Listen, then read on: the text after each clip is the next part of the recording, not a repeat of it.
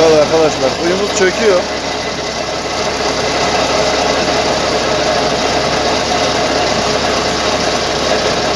Masamızın üstüne gelen taşlar.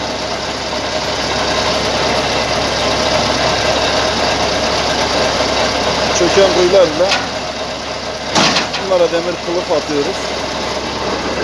Kılıflı çalışıyoruz. Kılıflarını burada.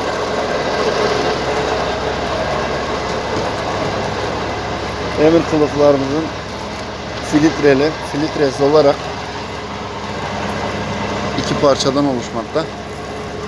Suyu çıkan bölgemize filtreyle, suyu çıkmayan bölgemize de filtresiz atıyoruz.